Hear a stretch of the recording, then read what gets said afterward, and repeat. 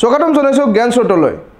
যোৱাটো ভিডিঅ'ত তোমালোকে চালা যে সেবাৰ দ্বাৰা যি স্যাম্পল কোৱেশ্চন পেপাৰ উলোৱা হৈছিল তাৰে আমি ম্যাথছৰ পেপাৰখনৰ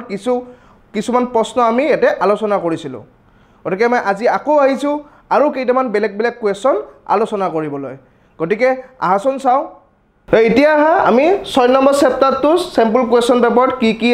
কোৱেশ্চন দিছে হিকিনে চাও আহা আৰু এই 6 নম্বৰ চেপ্টাৰটো হল তোমালোকৰ ত্ৰিভুজ পাৰ্টটো প্ৰথম প্ৰশ্নটো কি দিছে চাও আহা So, yate koise in triangle ABC and triangle DEF, AB by DE equal BC by FD. Which of the following makes the two triangle similar? মানে মই অসমত বুজাই দিছো জিবুৰে ইংৰাজীত বুজি বনা তাৰ কাৰণে মই অসমত বুজাই দিছো যে ত্ৰিভুজ ABC আৰু ত্ৰিভুজ DEF to AB by DE equal BC by FD. মই ত্ৰিভুজ দুটা আকি দিছো তে তোমালোকৰ বুজাত আৰু সুবিধা হ'ব সো ত্ৰিভুজ ABC আৰু ত্ৰিভুজ DEF ওৰকে ত্ৰিভুজ দুটা আকাৰ সময়ত মই এনেকৈ আকা নাই চোৱা DEF এই ধৰণে আকা নাই কিয়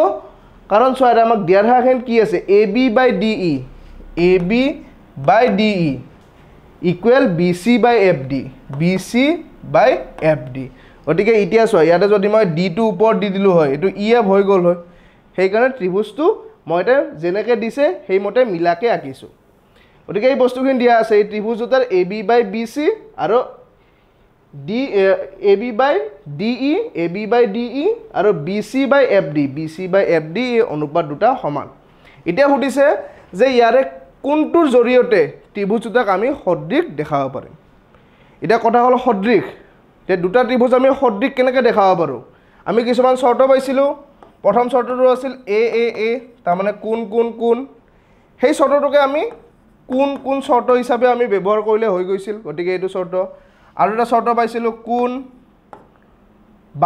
বাহু গতিকে এইকেইটা আমি সদৃশ দেখুৱাৰ শৰ্ত পাইছিলো এতিয়া ত্ৰিভুজ দুটাৰ ক্ষেত্ৰত আমাক কি দিয়া আছে চোৱা দুটা বাহুৰ অনুপাত সমান দিয়াই আছে গতিকে আমি কোন এটো শৰ্তটো ইউজ কৰিবই নোৱাৰো কাৰণ আমাক এটা দুটা বাহু দিয়াই আছে গতিকে দুটা বাহু দিয়া আছে এটা কোন হোৱাৰ কোনো কথাই নাই গতিকে কোন থাকা শৰ্ত দুটা আমি ইউজ কৰিব নোৱাৰো গতিকে আমি ইউজ কি কৰিব পাৰিম এইটো শৰ্ত কাৰণ আমাৰ লগত চোৱা এটা দুটা বাহুৰ কথা কৈছে ইফালে এটা বাহু অনুপাত ইফালে এটা বাহুৰ অনুপাত সো আমি বাহু পাই গলো আমাক লাগে কি আমাক লাগে কোন মানে এটা এংগল এটা মানে এটা কোন এটা আমাক যদি সমান দেখাই দিব পাৰো তেতিয়া আমি এটো সদৃশ বুলি ক'ব পাৰিম গতিকে এতিয়া চোৱা ইয়াতে আমাক কি দিয়া আছিল AB by DE আৰু BC by FD বা DF বুলি আমাক দিয়া আছিল এটা আমি পাইছিলো এই শৰ্তটোৰ ক্ষেত্ৰত যি দুডাল বাহু অনুপাত সমান হৈছিল সেই বাহু দুডালৰ মাজৰ কোণটো লাগিছিল এটা এইডাল বাহুৰ অনুপাত সমান গতিকে ইয়াৰে মাজৰ কোণটো হ'ব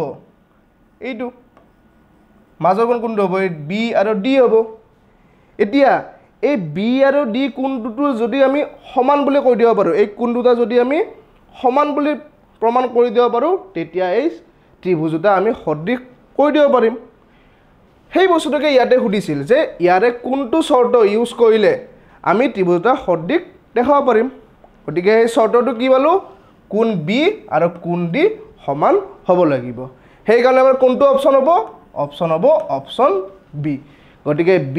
আৰু D কোনটো যদি সমান দেখাই দিব পাৰো তেতিয়া এই ত্ৰিভুজ দুটা সদৃশ হ'ব গতিকে এই প্ৰশ্নটোৰ আমাৰ B অপচনটো শুদ্ধ হ'ব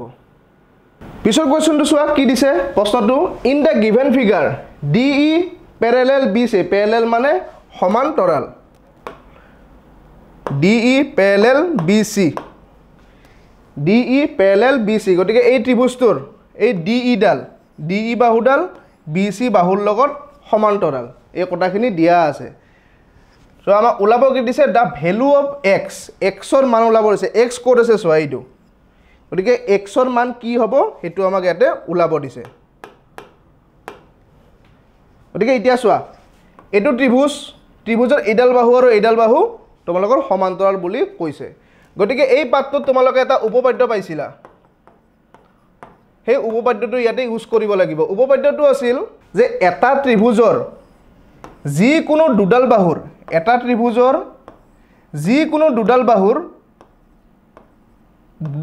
ওপৰত থকা বিন্দু সংযোগী ৰেখাডাল যদি তৃতীয় বাহুৰ লগত সমান্তৰাল হৈছিল তেন্তে এই বাহুডালে আন দুটা বাহুক সমান অনুপাতত ভাগ কৰিছিল তোমালোকে উপপাদ্যটো পাইছা মন পৰিছে নাই গতিকে সেই উপপাদ্যটোৱে এতে ইউজ হ'ব মানে উপপাদ্যটোত কি কৈছে যে এটা ত্ৰিভুজৰ তুমি দুটা বাহুৰ যিকোনো দুটা বিন্দু সংযোগ কৰি যদি এডাল ৰেখা আঁকা গতিকে এই ৰেখাডাল তৃতীয় বাহুৰ লগত যদি সমান্তৰাল হয় চোৱা এটা যদি ত্ৰিভুজ আঁকা ত্ৰিভুজটো দুটা বিন্দু সংযোগী ৰেখাডাল এনেকুৱাও হ'ব পাৰে হয় নহয় এনেকুৱাও হ'ব পাৰে বেলেগ ধৰণে হ'ব পাৰে কিন্তু ইয়াতে আমাক কণ্ডিশ্যনটো কি কৈছে যে দুটা বাহুৰ সংযোগী ৰেখাডাল দুটা বাহুৰ যিকোনো বিন্দু দুটা সংযোগী ৰেখাডাল যদি তৃতীয় বাহুৰ সমান্তৰাল হ'লে ই বাহু দুটাক সমান অনুপাতত ভাগ কৰে গতিকে সেই উপপাদ্যটোৰ পৰা আমি ইয়াতে চাব পাৰোঁ যে ইয়াতে আমাক চোৱা এই DE আৰু BC পেৰেলেল বুলি দিয়াই আছে সমান্তৰাল বুলি দিয়াই আছে ইয়াৰ পৰা আমি লিখিব পাৰিম যে এই বাহুখিনিৰ অনুপাত সমান হ'ব ইয়াৰ পৰা আমি লিখিব কি পাৰিম AD by DB equal AE by EC এইটো আমি পাই গ'লো উপপাদ্যটো ইউজ কৰি এইখিনি বস্তু পাই গ'লো কিন্তু এতিয়া আমি কিন্তু সমাধানটো ওলাব নোৱাৰো কিন্তু আমাক এটা BCৰ মানহে ওলাব দিছে ইয়াতে আমাৰ BC নাই সেইকাৰণে আমি কি কৰিব লাগিব চোৱা BCডাল পাবৰ কাৰণে আমি এই ত্ৰিভুজটো আৰু এই গোটেই ত্ৰিভুজটো সদৃশ দেখাব লাগিব সদৃশ দেখালেহে আমি এই বাহুৰ অনুপাতৰ জৰিয়তে এই BCডাল ওলাব পাৰিম এতিয়া ইখিনিৰ পৰা তুমি চোৱা এইটো ত্ৰিভুজ আৰু এইটো ত্ৰিভুজ এই সৰু ত্ৰিভুজটো আৰু এই গোটেই ডাঙৰ ত্ৰিভুজটো যদি সদৃশ দেখাব লাগে তেতিয়া আমি ইয়াৰ বাহুৰ অনুপাত সমান দেখাব লাগিব বা কোণবোৰ সমান দেখাব লাগিব হয় নহয় সেইবিলাক কোনবা এটা দেখাব লাগিব তে এই বস্তুখিনিৰ পৰা আমি ইয়াক সদৃশ দেখাবৰ কাৰণে যিখিনি লাগিব সেইখিনি আমি মিলাই ল'ব লাগিব এইটো ত্ৰিভুজ আৰু গোটেই ডাঙৰ ত্ৰিভুজটো যদি আমি সদৃশ দেখাব লাগে আমি হয় কোণ সমান দেখাব লাগিব নহলে বাহুৰ অনুপাত সমান দেখাব লাগিব ইতিমধ্যে আমি বাহুৰ অনুপাত কি পাইছো এইখিনি আৰু এইখিনি বাহুৰ অনুপাত সমান পাই থৈছো এনেকৈ এইখিনি আৰু এইখিনি বাহুৰ অনুপাত সমান পাই থৈছো এতিয়া এইখিনিৰ পৰা আমি এটা ত্ৰিভুজটা সদৃশ দেখাবৰ কাৰণে কি কৰিব লাগিব ইয়াৰে এইডাল বাহু আৰু এই গোটেই বাহুডাল আমাৰ অনুপাত সমান লাগিব তেতিয়া আমি সদৃশ দেখাব পাৰিম এনেকৈ এই বাহুডাল আৰু গোটেই বাহুখিনি সদৃশ হ'ব লাগিব এই অনুপাতটো সমান হ'ব লাগিব সদৃশ নহয় সদৃশ দেখাব লাগিব আমি সেই সদৃশ দেখাবৰ কাৰণে অনুপাতটো সমান লাগিব গতিকে সেইখিনি পাবৰ কাৰণে আমি ইয়াতে অলপ ক্যালকুলেশন কৰিব লাগিব যে প্ৰথমতে কি কৰো আমি অনুপাত দুটা উলটাই লওঁ যে এনেকৈ যদি দুয়োফালে অনুপাত থাকে দুয়োফালে অনুপাত দুটা আমি উলটাই ল'ব পাৰো অকল এটা অনুপাত আমি উলটাই ল'ব নোৱাৰো কিন্তু আমি দুয়োটা অনুপাত উলটাই ল'ব লাগিব কাৰণ এটো অংকটো মিলাবৰ কাৰণে তোমালোকে এইখিনি উলটাই ল'ব লাগিব ইয়াৰ পিছত কি কৰি আমি both side 1 যোগ কৰিব লাগিব 1 যোগ 1 যোগ কৰাৰ পিছত কি পাম এটো লসাগুৰ নিচিনা ল'ব লাগিব যে তোমালোকে এইবিলাক পাই আহিছা লসাগু উলোৱা আৰু যিবিলাকে পোৱা নাই আমাৰ যিখিনি ক্ৰেশ কোৰ্স আছে ক্ৰেশ কোৰ্সত অলৰেডি লসাগু গসাগু কেনেকৈ উলিয়াই হিবিলাক বস্তু আমাৰ দিয়াই আছে গতিকে তাৰ পৰা তোমালোকে চাব পাৰা গতিকে এইখিনি লসাগু উলালে AD এগুণ এটো AD হৈ গল আৰু তলত AD থাকিল হৰটো যি থাকে হে থাকে AD DB by AD আৰু হেনেকৈ ইফালে হ'ব EC plus AE আৰু তলফালে AE থাকি গল এটা so DB plus AD DB আৰু AD যোগ কৰিলে কি পাম এই গুটেই AB ডাল পাম সো AB by AD আৰু হেনেকৈ EC আৰু AE এটা যোগ কৰিলে কি পাম গুটেই AC খিনি পাম গটিকে AC আৰু তলফালে AE থাকিল এটা আমি কি পালো সোৱা AB by AD AB by AD আৰু AC by AE অনুপাত দুটা সমান পালো এটা যদি আমি এই ত্ৰিভুজৰ সদৃশ দেখাব লাগে ADE আৰু ADE আৰু ABC সদৃশ দেখাব লাগিলে অলৰেডি আমি বাহুৰ অনুপাতটো সমান পাই থলো ADE ত্ৰিভুজটোৰ AD বাহু আৰু ABC ত্ৰিভুজটোৰ AB বাহু হেনেকৈ ADE ত্ৰিভুজটোৰ AE বাহু আৰু ABC ত্ৰিভুজটোৰ AC বাহু সেই অনুপাতটো সমান আমি পাই ললো তাৰ পিছত এই A কোণটো চোৱা দুটা ত্ৰিভুজতে আছে গতিকে A হ'ব তোমাৰ সাধাৰণ কোণ সেই কাৰণে আমি এই ত্ৰিভুজ দুটা সদৃশ বুলি ক'ব পাৰিম এই ত্ৰিভুজ দুটা আমি সদৃশ বুলি ক'ব পাৰিম যেহেতু বাহুৰ অনুপাত সমান আৰু এটা কোণ সমান ইয়া সদৃশ বুলি আমি ক'ব পাৰিলো এটা ত্ৰিভুজ দুটা সদৃশ পালো যেতিয়া আমি ত্ৰিভুজৰ বাহুৰ অনুপাত কোণবোৰ সমান লিখিব পাৰিম গতিকে এই ত্ৰিভুজৰ ক্ষেত্ৰত চোৱা ADE ত্ৰিভুজটোৰ ক্ষেত্ৰত যদি বাহুৰ অনুপাত আমি লিখিব খুজো আমি এনেকৈ লিখিব পাৰিম AD by AB লিখিব পাৰিম ইকুৱেল ইয়াৰ লগত আমি কি লিখিব পাৰিম DE by BC DE by BC কাৰণ আমাৰ এই মানকেইটা হে আছিল আমাৰ লগত সেইকাৰণে আমি এই মানকেইটাৰ পৰা আমাক যিটো মিলে আমি হেতু বস্তু এটা লিখি লৈছো AD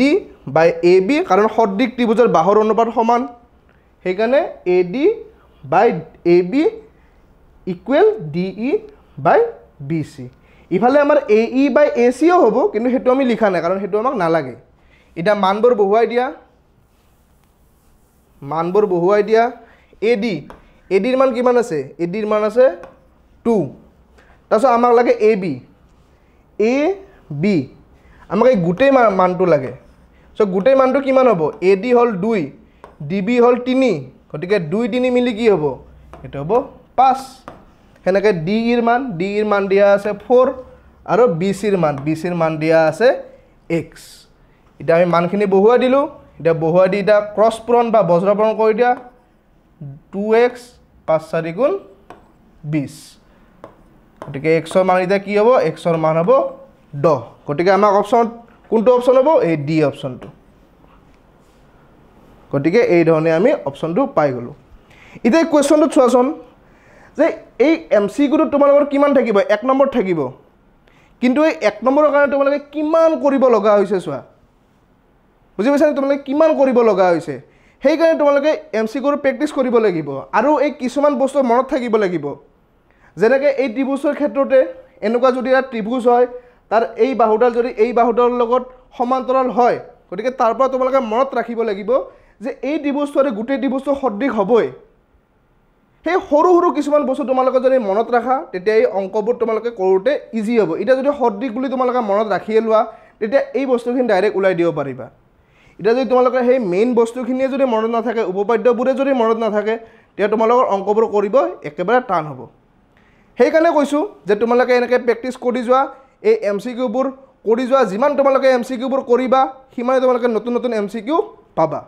গতিকে আমাৰ জ্ঞান স্তৰটো এনেকৈ এমসিকিউবোৰ দিয়া আছে যেটো ম্যাথ সেকশন তাতে এমসিকিউবোৰ দিয়া আছে গতিকে এই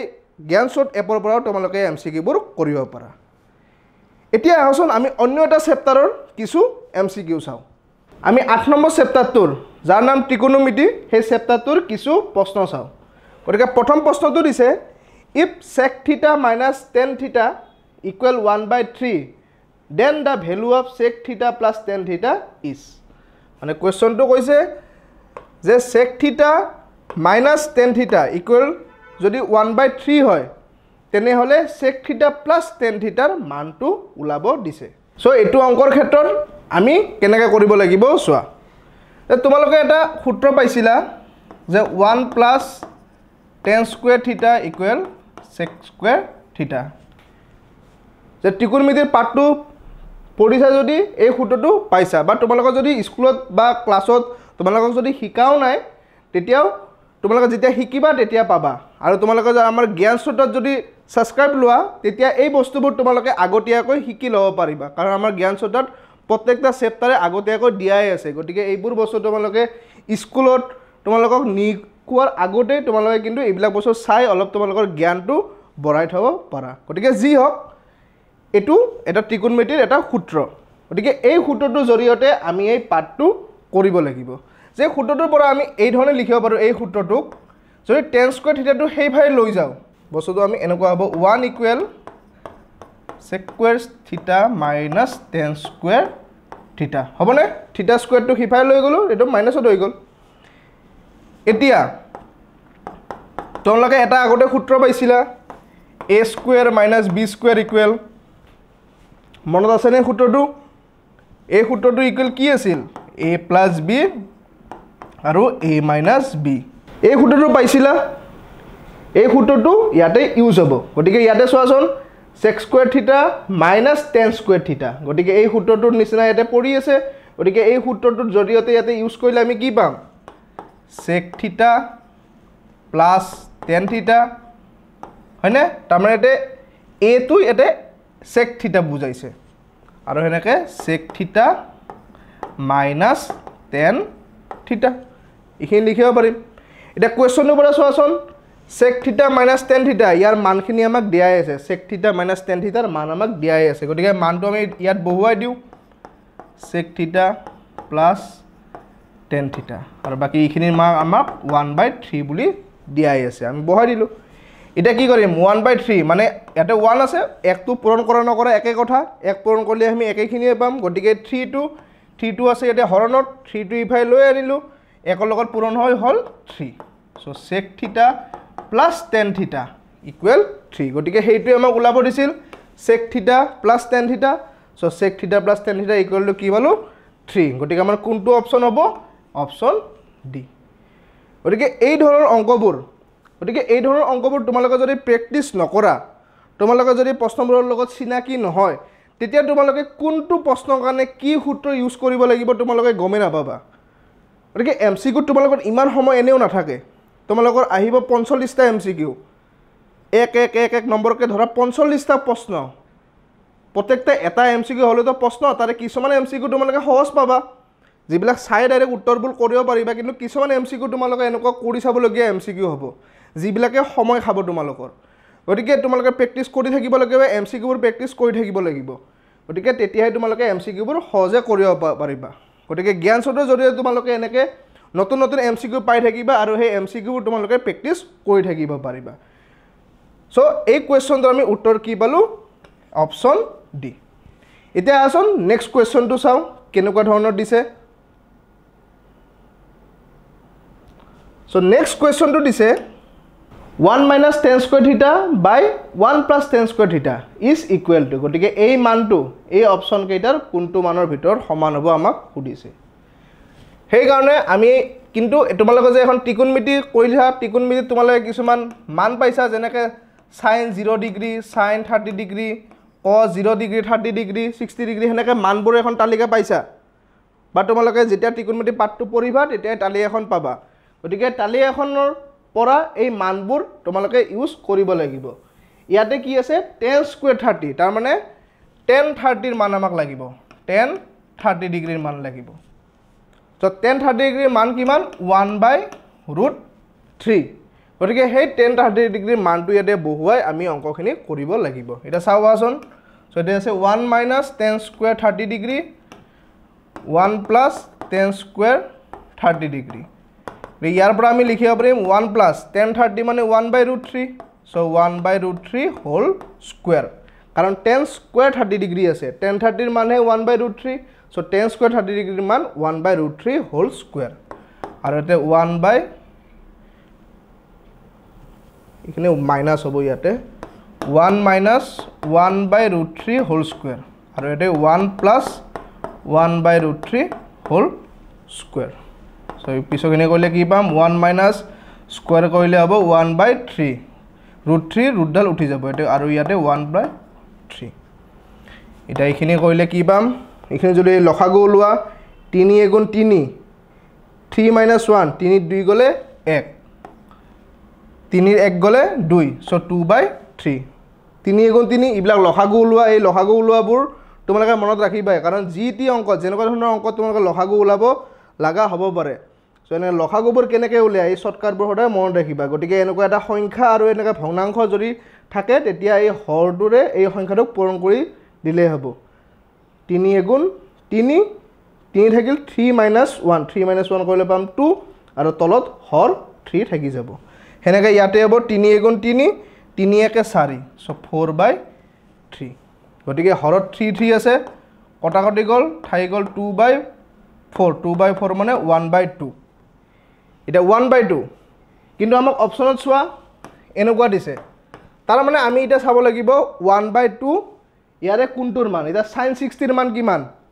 তোমালোকে sin 60 মান কিমান পাইছা sin 60 মান √3/2